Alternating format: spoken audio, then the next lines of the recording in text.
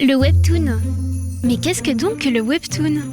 À la base, le webtoon est un manhwa publié en ligne. Plus largement, le terme s'applique à des bandes dessinées en ligne, pas toujours d'origine sud-coréenne. Le portail web coréen DOM a créé un service de webtoon en 2003, tout comme Naver en 2004. Ces services publient régulièrement des webtoons qui sont disponibles gratuitement à toutes et tous. Selon David Welch de Bloomberg, les bandes dessinées représentent un quart de toutes les ventes de livres en Corée du Sud, tandis que plus de 3 millions d'utilisateurs et utilisatrices coréennes ont payé pour accéder à des manhwas en ligne et 10 millions d'utilisateurs et utilisatrices lisent des webcomics gratuits tous les jours. Avec l'avènement du smartphone et de la tablette, les webtoons ont également migré vers de nouvelles plateformes telles que les applications. Avant 2014, la plupart des webtoons n'étaient disponibles qu'en anglais grâce à des traductions non officielles de fans. En juillet 2014, la filiale de Naver, Line, a commencé à publier en anglais des traductions de webtoons populaires via le service Line Webtoon. Aujourd'hui, le webtoon est un média très populaire, même en France. Et l'on différencie les webtoons Canva des webtoons originaux. Leur différence étant que les originaux ont un contrat d'édition avec la maison d'édition Webtoon. Kiri est donc une autrice havraise très connue de la plateforme de Webtoon France pour son webtoon intitulé Mon vœu le plus sincère. Elle a aujourd'hui accepté de répondre à mes questions pour Westrack Radio. Bonjour Kiri, est-ce que tu peux te présenter s'il te plaît ? Bien, moi c'est Kiri, je suis une autrice de bande dessinée et de webcomics de 24 ans. Je suis havraise et je suis l'autrice de Mon vœu le plus sincère qui va bientôt sortir en papier et que vous pourrez retrouver dans toutes les librairies de France, bien entendu. Est-ce que tu pourrais nous parler de la genèse de Mon vœu le plus sincère ? Mon vœu le plus sincère, à la base, c'était juste un projet personnel où je voulais faire quelques planches de bande dessinée, mais vraiment des petites histoires en une page sur Happy Cranberry, qui est une jeune humaine et qui vit une vie en fait assez banale, mais voilà, qu'il arrive des petites bricoles. À la base, l'objectif de base c'était juste de faire rire en une page et je voulais le faire en version papier, donc je commençais à monter un projet éditorial. Et ce qui s'est passé, c'est que y a une grande plateforme de webcomics qui s'appelle Webtoon, qui un jour a lancé le premier concours Webtoon. Et c'est tombé pile quand moi j'étais en train de faire mon projet. Donc je me suis dit, je peux peut-être tenter un truc. Il me restait que 3 jours pour lancer le projet. Je me suis dit, bon, je vais tenter quand même. Et du coup, c'est ce que j'ai fait. J'ai repris mes planches, je les ai remaniées pour que ça colle au format webcomic, qui est très différent, très différent, le format Webtoon. Et j'ai ajouté un fil rouge avec un génie. Et c'est comme ça qu'est né Mon vœu le plus sincère, en fait. Et donc t'as gagné le concours par la suite. Eh bien, pas du tout. Je pensais que t'avais gagné. Non, alors, j'aurais adoré, hein. En plus, le prix était plutôt intéressant. Un petit 10 000 € dans la poche, comme ça, on aime bien. Mais non, pas du tout. En fait, c'est mes collègues Diane Truc et Rutil, qui sont les autrices de Colossal, qui est un excellent webtoon comédie aussi, qui ont remporté cette catégorie-là. Très clairement, quand j'ai lu les premiers chapitres de leur webtoon, je me suis dit, en fait, c'est bon. Je sais qu'on sait tous que c'est elles qui vont l'emporter. C'était vraiment excellent. Par contre, moi, ce que le concours m'a apporté, au-delà des primes de participation, c'était de la visibilité. Et surtout, moi, j'ai découvert ce format-là, à ce moment-là. Et je suis tombée amoureuse du format, de la proximité avec le public. C'était génial. Tu postes un épisode, t'as 50, 100 personnes qui vont te dire « Ah, j'ai adoré ce moment-là !» Bon, t'en as aussi 50 qui vont dire « C'était trop court !» Mais voilà, j'ai découvert ça comme ça, j'ai adoré et je me suis dit « en fait, vas-y, c'est bon, c'est là-dessus que je veux partir, en fait. Des papiers, c'est bien, mais c'est ça que je veux. » Parce qu'à la base, tu te destinais plutôt à un format papier et c'est vraiment grâce au concours que tu t'es dit c'est le webtoon, absolument le webtoon. Et maintenant tu te verrais plus du tout aller vers un format papier pour commencer. En fait, le truc c'est que le format papier aujourd'hui c'est excellent, hein, et quand on a grandi avec ça, j'ai beau être jeune et avoir grandi avec l'ordinateur, etc., internet, j'ai connu la BD et le manga grâce aux versions papier dans la bibliothèque et tout. Donc il y a ce côté un petit peu aboutissement, que ce soit pour moi ou pour mes proches. Voilà, mon grand-père aujourd'hui, lui je sais qu'il est super content parce qu'il pourra prendre le livre entre ses mains, quoi. Voilà, je suis une autrice. Mais est-ce qu'aujourd'hui, moi, je me tournerais vers ça en premier lieu? Je sais pas. Parce que c'est hyper saturé aujourd'hui le marché. Pour avoir un revenu avec ça, il y en aura toujours. Parce que voilà, quand tu vends ta série à une maison d'édition, voilà, derrière, t'as des droits qui sont rachetés et tout. Mais pour que ce soit un revenu stable et qui te permette de vivre, c'est beaucoup plus risqué. Aujourd'hui, le webtoon, j'en vis. Tous les mois, j'ai ma paye qui vient, quoi. Et je voulais savoir aussi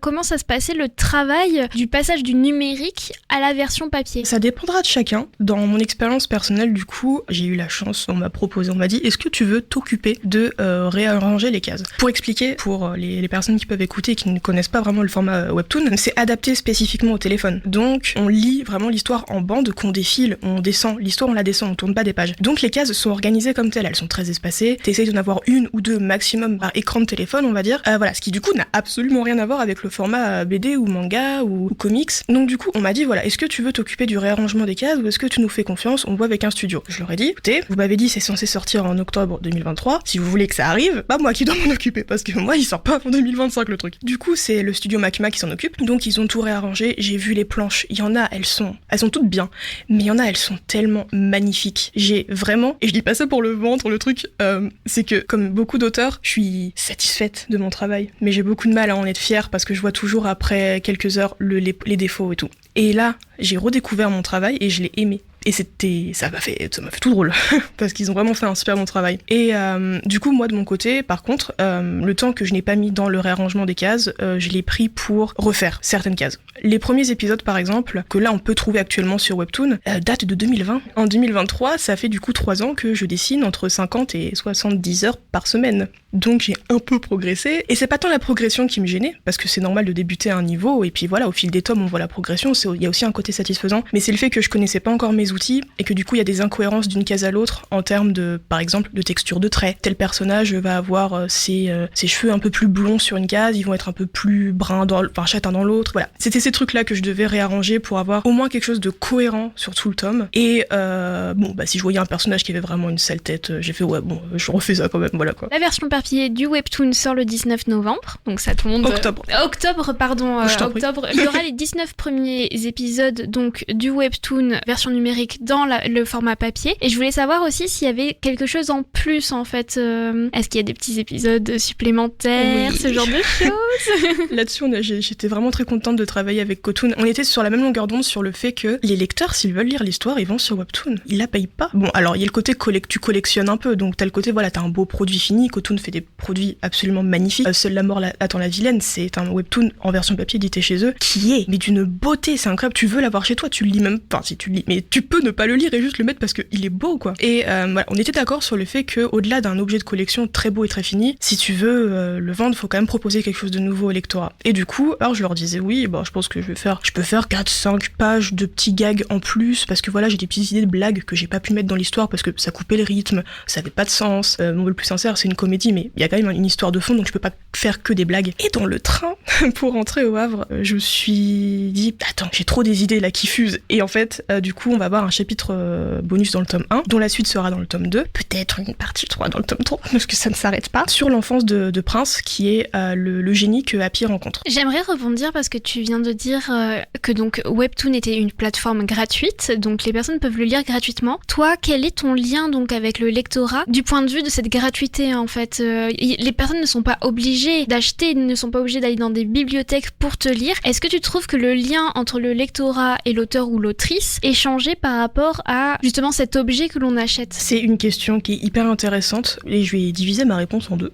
En premier lieu, ce qui est hyper intéressant, c'est que du coup, je vais nuancer les propos que j'ai dit avant. C'est gratuit, mais si tu veux lire des chapitres d'avance, tu peux payer. Voilà, c'est vraiment pas très cher, surtout par rapport au prix d'un livre en bibliothèque. Donc du coup, voilà, tu peux du coup facilement faire la différence entre le lectorat qui lit gratuitement et ceux qui vont investir pour avoir la suite. Et donc du coup, la majorité des gens qui payent pour avoir la suite sont des lecteurs qui sont très investis, qui vont te suivre sur les réseaux, que tu vas retrouver très régulièrement en commentaire, parce que du coup ils peuvent commenter en avance, donc leur commentaire a plus de visibilité, donc ils sont en top com, etc. Et en fait du coup tu commences à te faire une base de fanbase qui est hyper solide, parce que ces gens-là, ils choisissent d'acheter, ils sont pas obligés de le faire, ils sont pas si je veux ma suite, je suis obligé de payer, non, eux c'est vraiment que du choix et aussi du soutien de leur part. Du coup voilà, il y a un lien très fort qui se fait avec ceux qui payent, mais tu as aussi ton lien avec ceux qui payent pas, parce que s'ils payent pas, c'est qu'ils ont pas forcément d'argent aussi, donc voilà, on va pas commencer à critiquer les inégalités, enfin voilà. Mais voilà, il y a ce lien-là qui se crée et qui est super intéressant. Et pour moi, l'autre point, du coup, qui est plus négatif et peut-être une critique de ma part, c'est que le fait d'avoir à disposition autant de travail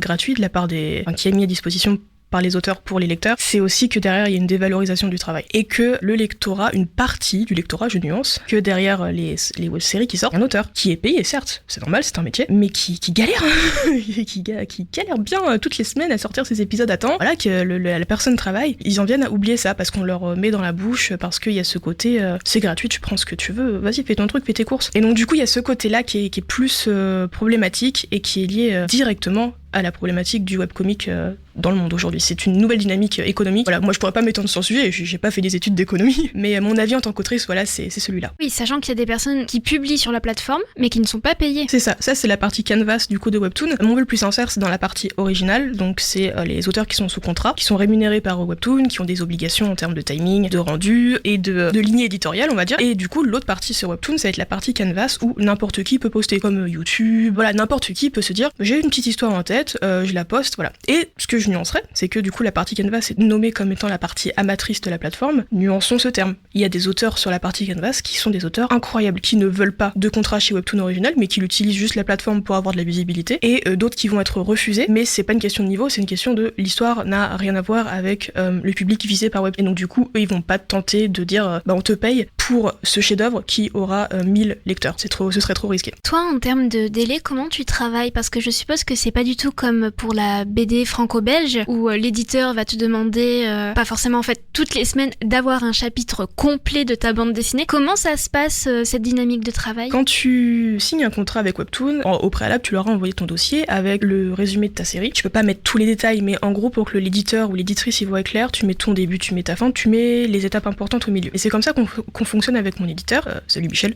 Je lui ai envoyé toute la liste des éléments importants de ma saison, et ma saison, je la divise en arcs. Par exemple, ma saison 2 avait 50 épisodes, j'ai fait 5 arcs de 10 épisodes, et je disais, dans chaque arc, il y a telle chose et machin, et la saison, elle se termine comme ça. C'est un fonctionnement qui lui convient, qui me convient aussi, parce que ça me permet d'avoir un squelette scénaristique assez solide pour savoir que ça marche, mais avoir assez de lest pour pouvoir mettre entre deux trucs d'autres idées qui me viennent au storyboard. Si je suis sur un épisode et je me dis, oh mais je suis bête, j'ai pas pensé à cette blague, elle est géniale, mais ça va me prendre 55 cases, et je la fais quand même, en me disant, c'est pas grave, mes autres parties du squelette, je vais les tasser entre eux, et voilà. Donc ça, c'est toute la partie base du travail, mais une fois que tout ça c'est validé, faut partir, faut les faire tes épisodes. C'est là que ça devient un petit peu compliqué. Le lundi, pour donner un exemple, je fais mon storyboard, et je commence le croquis. Le mardi, je termine le croquis, le mercredi, je fais l'ancrage, j'essaye de tout faire, ce qui est pas forcément le cas, parce qu'on rappelle, 60 cases, c'est long. Le jeudi, je fais mes aplats, potentiellement mes ombres, le vendredi, je fais mes lumières, potentiellement mes décors, et le samedi, je fais les finitions. Spoiler, ça se passe jamais comme ça. Les 3/4 du temps, je fais une nuit blanche dans la semaine, je termine le dimanche à pas d'heure, et le lundi, je repars. Donc je me suis pas forcément reposée. Il y a des semaines miraculeuses, et j'insiste sur ce mot, où en fait, j'arrive à caser 2 nuits blanches dans la semaine, et donc du coup, j'ai mon samedi et mon dimanche. Mais ça, c'est extrêmement rare. Et ça va être sur des épisodes classiques, qui vont pas être importants avec un énorme tournant, où je dois mettre plein d'efforts dans la mise en scène, dans mes décors, dans mes actions et tout. Voilà. Donc ouais, on va avoir mes épisodes les plus faciles et les plus simples à faire, vont me prendre 50 heures, mais du coup, c'est le très grand minimum. Je vais plus sur du 60 heures, ouais. Et sur des épisodes très importants comme un final de saison, par exemple, je vais sur du 80 heures. C'est une charge incroyable de travail quand même, à la semaine surtout. Toute seule? Oui, alors, saison 1, je m'étais très mal organisée, j'ai fait un très gros burn-out, j'en pouvais plus, mon corps m'a lâché, malgré le fait que j'avais essayé de m'organiser pour éviter ça. Mes 2 assistants qui travaillaient avec moi, Jelexia et Yurei Enko, et Jelexia s'occupait de mes aplats, et Yurei s'occupait de mes ombres et de mes lumières. Et ça m'aidait énormément. Ça m'a sauvé ma saison, de toute façon, je serais pas allée au bout sans. Et en fait, pendant ma saison 2, je me suis dit, Kiri, excuse-moi, tu arrêtes les conneries. On ne va pas repartir là-dessus. Ta saison 1, elle faisait 35 épisodes, enfin 36. Ta saison 2, elle en fait 50. Donc prends les choses en main, tu t'organises. Voilà, tu arrêtes les bêtises. Je me suis complètement métamorphosée. J'ai commencé à travailler en extérieur le lundi pour pouvoir faire mon storyboard à l'extérieur. Donc comme ça, je suis forcée de le faire. Je vais dans un café ou dans une brasserie. Et après ça coule tout seul en fait dans la semaine. Du coup, j'ai plus besoin de bosser avec mes assistants actuels. Sauf dans des épisodes très importants. Dans la saison 2, il y a une scène de procès dans un lieu qui est tout nouveau et puis super beau. Là, j'ai dit à mes assistants, bon écoutez, il va être un peu long à faire cet épisode, j'ai besoin de vous, et puis voilà. Où est-ce qu'on peut te retrouver sur les réseaux sociaux? Sur Instagram essentiellement, c'est là que je suis la plus présente, c'est Kiri Artvocado, et sinon sur Twitter avec U-Kiri. C'est vraiment les 2 endroits où je suis le plus souvent avec Webtoon, mais c'est pas vraiment un réseau social quoi. Et est-ce que pour cette fin d'interview, est-ce que tu pourrais nous faire des recommandations de Webtoon que tu aimes énormément?